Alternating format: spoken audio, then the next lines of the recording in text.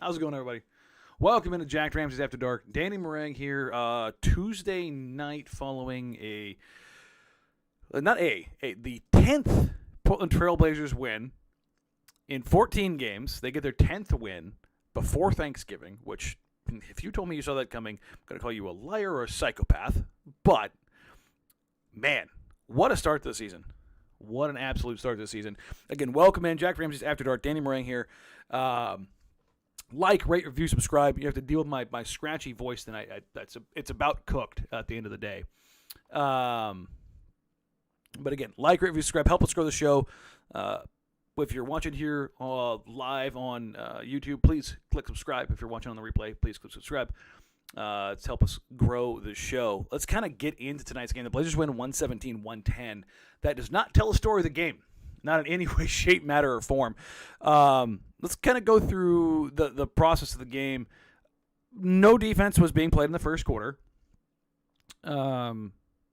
General story, Spurs got out to a 14-4, 14-3 run right out of the gate. And the Blazers did not. It's that first game back after the road trip. And it's a 6-game trip, 6 games in 9 days. Guys got a little comfy at home. They got one practice under their belt. Probably a little too comfortable. It's the Spurs. They're coming off a back-to-back. It's about kind of what you expected, I think, to an extent. But they kind of nipped that in the bud. They woke up. They got down, I think, as much as 18-4, if I remember correctly, in the first quarter. And crazily enough, the Blazers finished the first quarter leading 30-29. Excuse me. And that was because Shaedon Sharpe and Jerami Grant couldn't miss. Jerami Grant comes out, first play of the game. They run the LaMarcus Aldridge. The LaMarcus Aldridge Memorial post-up play. For anybody who watched the Blazers during that era, that was the same little cross-post action, the little 24 punch that Terry used to run for LaMarcus to start every game for basically 5 years. Gets Jeremy Sohan on the block, which I thought it was interesting that they went after Sohan so much. I know he's a rookie, but he's like 6'8", super strong, super bouncy, super athletic, tries very hard. His box score tonight is not going to tell the whole story of him. Like, he was just kind of everywhere. He's kind of a amalgamation of Josh Hart and Jerami Grant put together. A friend of mine who does some scouting stuff calls Jeremy Sohan Rage Virus Jerami Grant. I think he's going to be really good in the long term. But I thought it was a little interesting that they went to that action right away, and they actually continued to try to post up Jeremy to start the game. And I'm glad they did, because nobody could hit a bleeping shot. Nobody. Nurk played 4 minutes in the first quarter. He was a train wreck. There's listen, if you're a Bosnian fan, if you're a Nurk fan, skip this episode. I'm just telling you right now, I'm not going to say a nice thing about him. He was a disaster. Listen, here's where I'll preface this. He's coming back off injury, and he's not ramped up. He's clearly not ready. He played 4 minutes, and he was a minus 12. He made Jakob Poeltl look like Victor Wembanyama, like just flying to the rim. And I don't know what to say about that, other than he's not healthy or he just wasn't ready. Either way, not great. Not great. That's the extent of my Nurk slander tonight. He was just very bad. There was one time we got back-to-back post-ups, got physical, but other than that, there was zero redemptive quality for Nurk tonight. It was one of his roughest games I've seen from him in a very, very, very long time. But on the flip side, if you want to say that as bad as Nurk was, that was as good as Shaedon Sharpe was. That was the best single shift from Shaedon Sharpe we have gotten this so far. I know he had the 17 points in the game, 7 of 10. Shaedon Sharpe gave you a little bit of everything. He got a drive, finish at the rim, what probably should have been an and one, finish through traffic, gets the catch-and-shoot three. Before that, he gets loose from attacking from the right corner, gets back above the break, little two-step drive into the paint, stop, pull up, lean, fade. Oh, hello, Brandon Roy. How are you doing? Absolute cash pull-up from the elbow that made me go, okay, lot of juice in that. Okay, let's work with that. So Grant and Sharpe are cooking, absolutely cooking. Nurk hasn't hit anything, Ant continues to struggle in his first shift. Not great. Hart was not great. Dame got looks I think that he's happy with. He's 2 of 5. But the Blazers are 11-21 in the quarter. Largely because Grant carried him the first half of the quarter. Sharp came in 4 minutes in, basically, when Nurk came out. It closed out the first quarter, and those two guys get you 19 in the quarter. They account for 2/3 of your points. And I think that was kind of like, oh, okay, they're going to be okay. They're in an okay spot, right? So you get to the second quarter, and again, a lot of the same. The Spurs are getting into the paint, kind of getting whatever they want. The one thing I will credit the Blazers with is in the first half, they took really, really good care of the ball. Really good care of the ball. 4 turnovers. Cuatro. Ichi ni san chi. I think cheese. 4 in Japanese. I don't remember. But second quarter, again, a little bit of a rough start, and then you figure some things out. And then it starts looking a little bit better. Jerami Grant continues. He's 3 of 5 in the quarter, plus 14 in the quarter. Josh Hart gets going. Dame gets going. Eubanks gets out there. He starts doing things. Sharp continues. He gets gets a bucket in there. Anfernee Simons got going. Got 8 points in the quarter, 3 of 6 in the field, 2 of 2 from 3. And you started to see the offense kind of come to life. Slow. The defense started to make a little bit more sense because the Spurs got whatever they wanted in the first quarter. In the second quarter, they had to the buffet. They closed like one when you have the buffet line, you've got like 5 different stations with like 5 or 6 things at each station. They closed one station down. The buffet was still there. Don't get me wrong. The buffet was still there. But they took away some things, okay? Which, again, promising. Devin Vassell was, he's 4 of 6 in the quarter. He was the one guy who kept eating. In the postgame, Chauncey said that at halftime, he looked around the room and was like, who's going to take him? Like, who's going to slow him down? And I thought this was really interesting. And because Vassell had 16 in the first half. 6 of 12, 4 of 7 from 3. And Chauncey said Dame stepped up. Dame was good defensively tonight. Like, he took on a lot of defensive, not pressure, but a defensive load. He talked about it in postgame. I'll post some in the video a little bit later. I thought it was really interesting. I asked him, with guys like Jerami and Ant carrying so much of the offense burden that you trust, and that's the key word, that he trusts, do you feel like you can now safely give more effort defensively? Because I've talked about this in the past. Whether you want to believe this or not, or you think this is how things should be, guys like Dame, and to an extent Trae Young, Trae's never been a good defender, where Dame has at least been passable at times. But if you're not, hell, Luka's another guy who, just like by being big, he's allowed to be better than some guys. But when your offensive load is so high, 30+%, and they rely on you to create so much because only one other guy can dribble, pass, and shoot, and you're better than that guy. When they rely on you so much offensively, night in, night out, to do so much, not only to score, but to set the table and make it easier for somebody else, it is hard to play defense. Like, I didn't really buy into this when I first started covering the league, was 10+ years ago. But just in talking to guys, it's a real thing. Like, and and Dame has talked, and again, when I asked him, he answered with, yeah, no, I trust those guys, so I don't have to go hunt. Don't get me wrong, some nights I can still go give you 45, 50, but I don't go out there like, okay, I need to do this, and this offensively. That's just not how it's working right now. I trust these guys.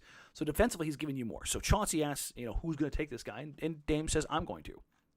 Oh, for the record, Vassell got 14 in the second half, 4 of 11, 2 of 7 from 3. Still a very, very good game overall. But, that's... He finishes... I'm sorry, I'm clicking on the wrong button. His second half numbers, I was looking at Keldon Johnson's, I'm sorry. Finishes with 5 in the second half. My little thing got sideways there. But he took on that task, but he delivered. Like, you can say that, well, it's a little bit of this, a little bit of that. I'm going to take it as a win for Dame. Okay? So the Blazers are up, 6, I think, at the half? Yeah, 6. And then the third quarter happens, and holy shit, I don't know what happened. Got nothing for you. You can give the Spurs some credit. You can say the Blazers got sloppy. I don't think that underscores just how stupid that quarter was. There's one thing when you're missing passes, like, oh, I thought you'd be here, and, we were a little off our timing. You're running some sets. You're getting disrupted, all those kind of things. They were sending passes into the stands. Like, there's one play where Dame drove top of the key, right to left, split, got down to the baseline, wrapped it around like he was trying to throw a wrap pass to the opposite corner. I believe Shaden was on the floor then. And I don't know if he expected Shaden to rise with him to the corner. Like when the driver goes, you sink down into the corner with him. Because Shaden was still about the wing. Marcus Lake says, yeah, Benny Hill theme. Yeah, no, it's 100%. I said on Twitter that it's full on yakety sax. Yeah, no, it was bad. It was super, super bad. The passing was awful. And everybody took turns. Jerami just sent one just into the stratosphere. I mean, it was gone. Absolutely gone. And Ant did one. Dame did one. I'm like, does anybody else want to get in here? Eubanks sent one.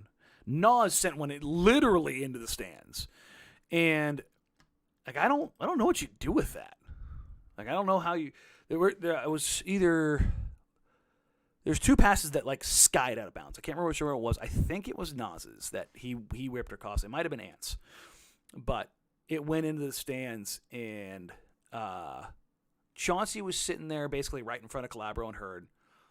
And he had his hand like standing up with he kind of stands up and leans up against the table right there. And he took his hands and just kind of put them on the back of his head like this. This doesn't work great on the podcast side of thing, but kind of crossed his fingers behind his head and spun around, looked up at the sky like, holy shit. Like, he'd already called his timeout. He'd already called his timeout at that point in time. Like, I can't call another timeout because these guys can't pass the ball. But the insanity of this all,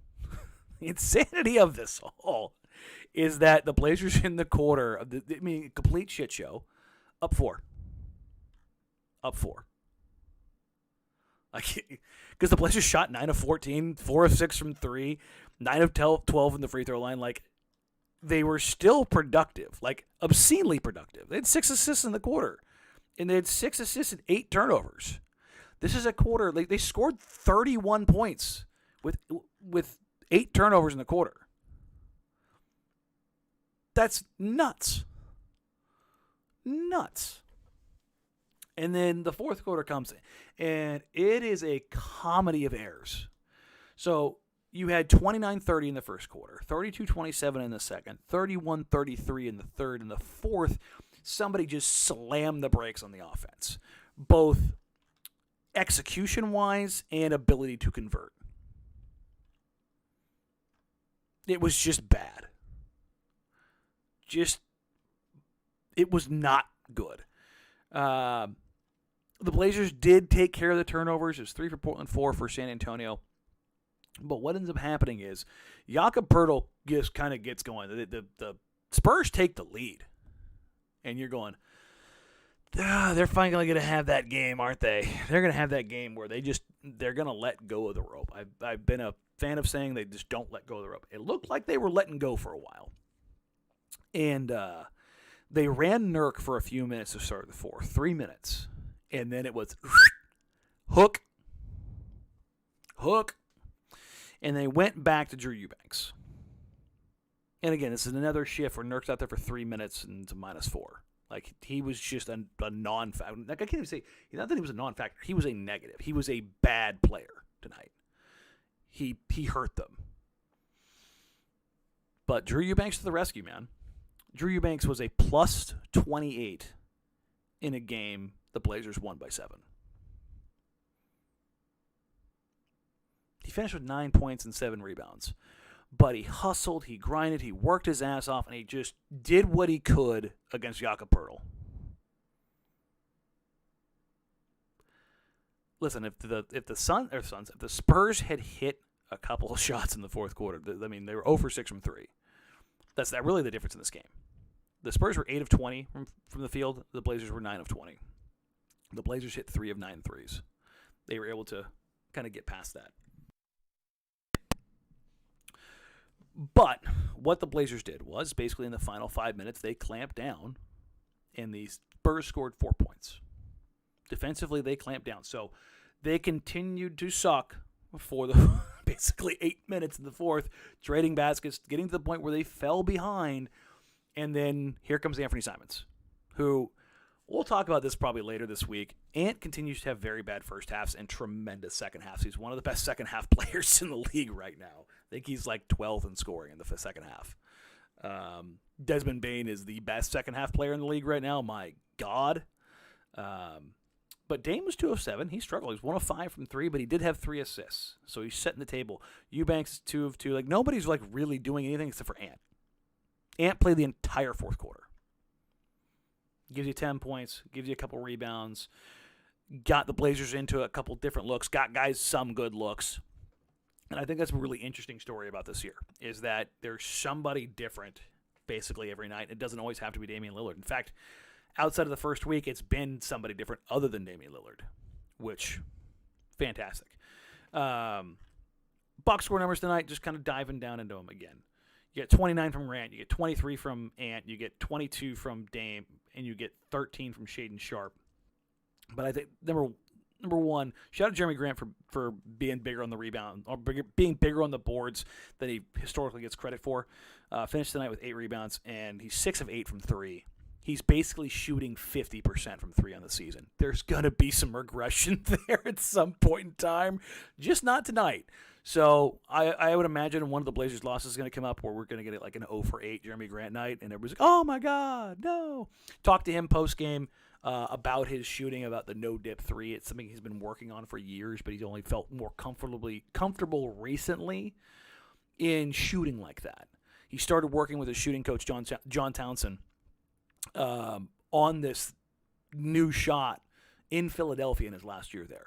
It's taken him that long to kind of develop and hone that shot in. If you ever want to like know what it truly takes for a guy to break a shot down and build it back up, and the confidence, the strength, the reps, and everything, basically 5 years. It's a lot of work for all of the, that guy can fix his shot when he gets into the NBA. It almost never works. So, but Jerami Grant was the star tonight. Ant and Dame were the supporting actors. But your special guest appearance goes to Drew Eubanks, who played 33 minutes, 4 of 5 from the field, 7 rebounds, 9 points, 3 fouls that, he makes you earn it. He's a red ass. He just competes his ass off, and Chauncey could not stop talking about him. Let me pull up the exact quote because I want to make sure I get everything in here that Chauncey kind of congratulated him for, not only in tonight's game, but just in general. Chauncey, I think he has a bit of a soft spot for Eubanks just because of the way that he goes about things. He's been so proud of Drew. He gives us toughness, that competitive fight. He's up at the level. He's trapping. He's getting offensive rebound. He's huge for us. And what has been said about this team so much has been everybody's working hard. Everybody's giving their effort. Everybody's buying in. I think that's true of just about everybody. And Eubanks is one of those guys for sure. It may not show up in the box score, partly because he's not skilled enough, partly because he's not big enough. But you're never gonna, like, I always say this about Josh Hart. You're never gonna feel like you got cheapened by their effort. Drew Eubanks is never gonna leave you feeling like you were cheapened by his effort. Josh Hart is never going to leave you feeling that way. And it's not a entirely rare quality in the NBA, but it's not common either. Like, everyone's talking about, it should be the bare minimum. Listen, man, there's plenty of guys in the league that will not give you effort like those guys do. They are uncommon. And I think they know it. That's why they stay in the league. Because not just with Josh, but just Drew. Like, he's just that dude. He's tough. He's tough as nails. He bailed their asses out tonight, legitimately. Even though his box score doesn't say otherwise, because Poeltl had, what did he finish with? He had a career high. I think it was 31. Did he get any more after that? No, he finished with 31, 14, and 5, which, Jesus Christ. I mean, he was cooking. 14 of 17. It was just runners down the lane, step through, up, over, and under. Just a clinic in finishing. For reference, I looked this up. Jakob Poeltl is finishing 77% of his shots in the restricted area. Jusuf Nurkic is finishing 54% of his shots inside the restricted area. DeAndre Ayton leads the league in field goal percentage inside the restricted area at 84%, or for a reference point, 30% greater than Jusuf Nurkic. Yikes. Poeltl's a handful. Absolute handful. Great shot blocker. Very, very good finisher around the rim. Solid rebounder. Solid screen setter. Just a good player. They didn't have an answer for him tonight, so they had to hope that they could slow somebody else down. They slowed Vassell down in the second half. Keldon Johnson didn't take enough shots because I didn't think they had an answer for him tonight. He was tremendous. Just a quiet 20 points, 5 rebounds, 5 assists. And I looked up and I was like, how has he been that good tonight? He picked up his first foul in the fourth quarter with like 4 minutes to go. And I was like, how is he that good of a defender and that active and that involved, and just that's his first foul? And you'd feel like, yeah, that's his first foul. He's just that good. This Spurs team, like, they're gonna suck. Don't get it twisted. But they play hard. They're very well coached. And when Wembanyama's in San Antonio next year, it's going to be terrifying.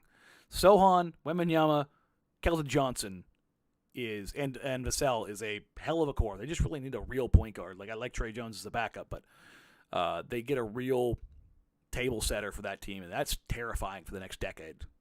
And then some. But let's talk about the Blazers. Tonight, they spent less time leading overall throughout the game than the Spurs. It's a very, very weird game. But they didn't let go of the rope. They had other guys step up outside of Dame. Shaedon Sharpe continues to give you close to one shift a night that makes your eyes bulge out of your skull going, that kid's 19. I don't believe it. He's so casual in his effectiveness that it's very hard to believe. They struggled with effort in the first quarter, which I'd be willing to bet Chauncey shoots masses over. He did talk about how at halftimes, a couple times this season, he's had to call out a couple guys with not just effort, but more showing video and going, you bleep this up. Like, I need you to be on the page. And he's not doing it to embarrass guys. He's doing it because he's just calling out who screwed up that night. And guys have not liked it, but they've put up with it and they respect it because it's fair for everybody. And Chauncey talked about this in pregame. I think one of the Spurs beat reporters or Spurs media guys asked Chauncey if there was anything he has taken from Pop as a coach. And he said, it's from Pop, but also from my old head coach and one of Pop's best friends in Larry Brown, and that coach everybody the same. You could see that kind of coming through from Chauncey when he was talking about how he handles stuff at halftime. He's not a big yeller. He's not a big motivational guy. He's more of he said, I put an address on it. I'm going to put a name on it. I'm not going to go, when two guys are making mistakes, I'm not going to say, hey, we all have to be better. He's not a collective guy. And I don't know if there's a right or a wrong way to go about that. Some guys respond better to not being the pat on the back guys. But I think there was a conscious decision for Chauncey and Joe to bring in guys that can be coached that way. And so I think that's a very interesting dynamic that's at play and how well that's going to work out. I've seen people asking about like what the Blazers defense was tonight. So the Blazers opened up in their standard zone, and they were, with Nurk, very broken. And that's kind of one of the things I want to talk about here. They were very broken with their zone early on. I don't know if that was what they were supposed to be doing, but Nurk was in the first, I think it was third or fourth, maybe fifth possession. Poeltl got absolutely butt naked, wide open in the paint. Like, I could have made the entry pass, or I could have made the pass to him on the run. Like, it was that bad. Nurk decided he was going to step out and trap at like 22 feet. I think it was on Trey Jones, who's a non-shooter in general, which, again, makes zero sense to get a guy who's a great passer to, force him to give up the ball to the wide open big man rumbling down the lane. That happened, I want to say 2 or 3 times in the first quarter. And Nurk's shift ended very quickly. I was like, there's the quick hook. So beyond, because he played 3:46 in the first quarter. Beyond his clearly looking slow, the decision making, either everybody else but him screwed up or he screwed up. That was how bad it looked. They were not on the same page. The Blazers did progress back up. They went, the Spurs in the third quarter solved the Blazers zone a little bit, and they went back to man, and I believe it was about halfway through the third quarter, or late into the third quarter, they switched back to their zone, but they went to a zone switch because they weren't switching with Nurk or Drew. And then with Drew out there, they started switching, which did cause some confusion for the Spurs leading into the fourth quarter. They never really solved that. And I think that was a good call by Chauncey to kind of figure that out, because between the disruption of the Blazers' inability to contain and pass the ball themselves, they also got in the fourth quarter and they battened down the hatches defensively. 21 points in the fourth quarter for the Spurs. Part of that was the Spurs not hitting shots. Part of that was the Blazers being better about taking care of the ball and not letting the Spurs get out in transition. Because points off turnovers tonight, 31 for the Spurs. It was 31-17 at halftime. I mean, not at halftime, at the end of the third quarter. Which means the Blazers didn't allow the Spurs to score off points off turnovers in the fourth quarter. And keep in mind, in the fourth quarter, the Blazers had turnovers. To be exact, they had 3. So, Spurs didn't hit threes. They didn't hit shots off of turnovers. And the Blazers, for the most part, controlled the easy looks in the paint down the stretch, i.e. the last 5 minutes where 2 of the 4 points that they scored were off a goaltend that should not have been a goaltend. Listen, I am not a blame the ref guy at all. I will say this flat out. That was a dog water game by that ref crew. They were absolute shit on both ends. And just an atrocious level of officiating. They had 2 calls overturned. They probably should have had 5 calls overturned, and they were bad. It was just an awful game. And this is not the Blazers got screwed over. No, both teams got screwed over. It was a horribly officiated game, which made that third quarter feel... You had the sloppy passes, the Spurs like getting on a run, then falling apart, then getting back on the run, and then you had the refs contributing to this that made the third quarter feel disjointed and ugly as hell. And it was already kind of a weird game. But just looking at how everything went, it was just gross. Andrew Barrett says, what about the ball hitting over the backboard and they let it play on? That's one of those 5 plays. Like they were really bad tonight. Egregiously bad on stuff that like the charge call that they called on Nurkic, like it would very clearly his heel is 2 inches inside the line. It was like, guys, this is not close. This is not a bang bang play. The one on Dame, where it was overturned, was certainly a grift. I was surprised they overturned it, but that was Pop saying, "Are you kidding me?" That was a bleep you call from Pop, and they gave it to him. Which, shout out to Pop, he's earned that. But yeah, I digress. I don't want to sit here and talk about the refs. It was another thing in my notebook of like, ugh. I think through 14 games, that was by far the worst officiated game that I've seen the Blazers involved with. Thankfully, it didn't impact the game. But otherwise, I think that for the most part, I would say 11 of the 14 have been bingo, mwah, chef's kiss. Well officiated games that I have no issues with. I think for the most part, the NBA has done a good job this year on a lot of games that I've watched. This game, and there was one other game that was a complete S show. I can't remember off the top of my head. But we'll kind of wrap some stuff up here, some thoughts, some processes, just kind of what happened. I asked Anfernee about his inability to get going in the first half, and he's like, I'm trying.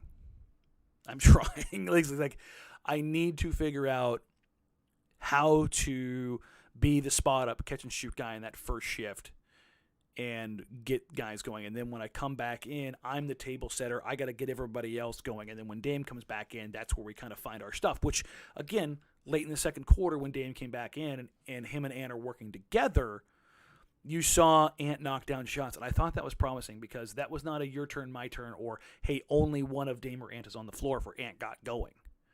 They did it. Ant knocked down shots with both of them on the floor. And that has been something that has been missing in this evolution as they keep going as a backcourt. Because it's very easy when one of them is on the floor for the other to just kind of get, or whoever's on the floor to get going. Because now everything's, I initiate the collective I when you're either Dame or Ant. And you can kind of figure it out from there. It takes more work to figure it out when you're both on the floor. And they're just going to have to figure that out. And I think that there's some growth there on both their parts.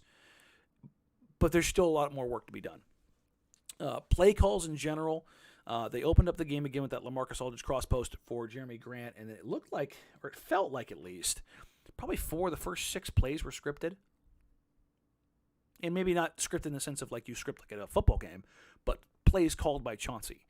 And there's been this kind of push-pull relationship between, I don't want to say Chauncey and the players, but that's kind of what it feels like, of Chauncey being more controlling in the offense in the sense of maybe not as much freelance pick and roll, a little bit more structure around it, whereas you've seen maybe some of the best Blazer moments this season when it is kind of quote-unquote devolved into that freelance pick and roll.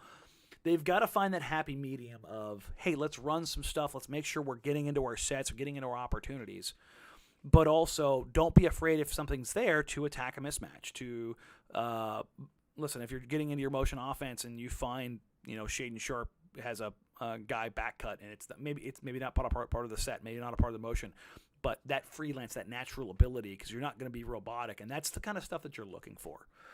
And I feel like there's still more push-pull than there is everybody pushing in the same direction or everybody pulling in the same direction.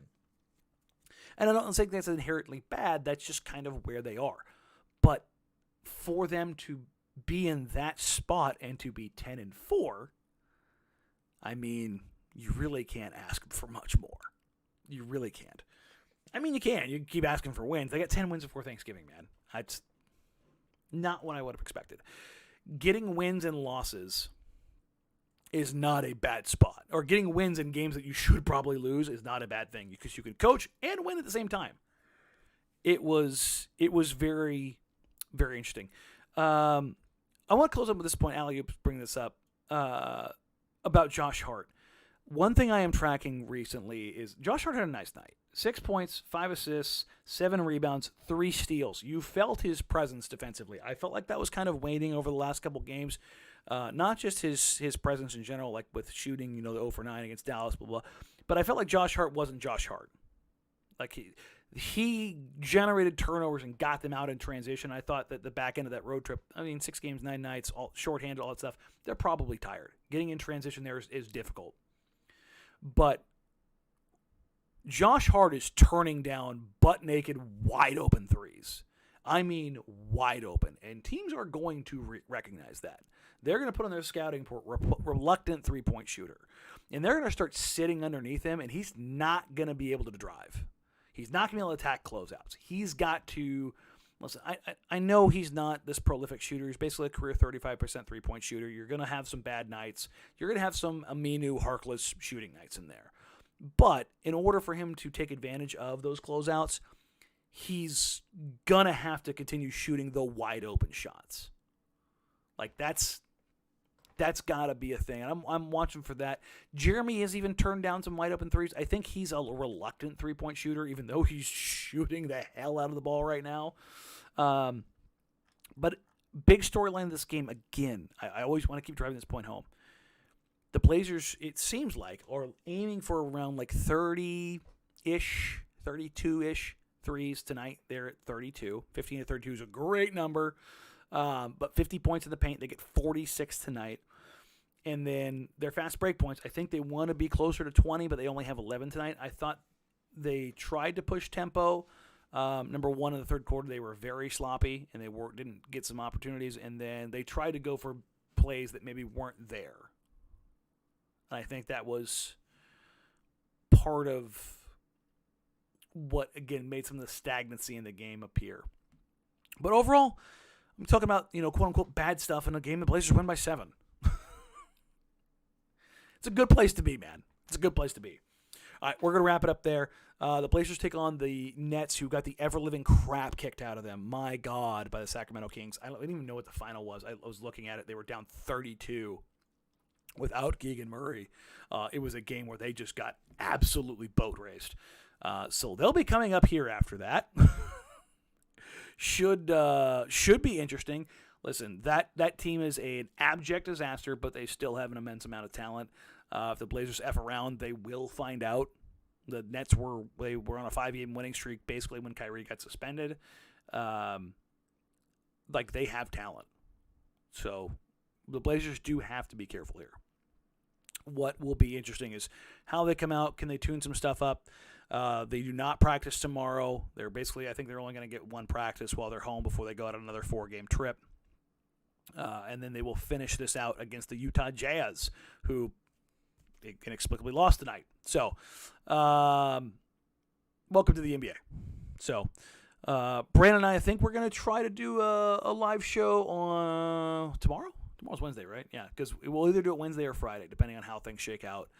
And then we'll go from there because we have a Thursday game, so we won't do the mailbag on Thursday. Other than that, again, thank you all so very much. Like, rate, review, subscribe, help us grow the show. If you're watching live or you're watching on the replay on YouTube, please click subscribe, help us reach our goal of 5,000 subscribers by the end of the calendar year, which is 45-ish days away. Other than that, share us with your friends, share us with your family. You can find us on social media at Jacked Ramsays, at Danny Marang, at Brandon Sprague. You can find Brandon and I at 1080 The Fan. Brandon from 6 to 9 with his co-host Dirt Johnson. Me with my co-host Dusty Hira at noon to 3. I should say Brandon 6 to 9. And you can email the show, jackedramsays@gmail.com. You guys have a wonderful, wonderful night. It's midnight now? You bunch of absolute lunatics? Yeah, it's 11:55. I love you guys all so, so very much. Thank you for checking into this version of this episode, I should say, of Old Dan's, otherwise known as the Jacked Ramsays After Dark. We'll be back following Thursday night's game. If we're not on tomorrow, I'll talk to Brandon. This is what happens when I try to schedule at midnight. Otherwise, everybody take care, have fun, be safe, and we will talk soon. Bye.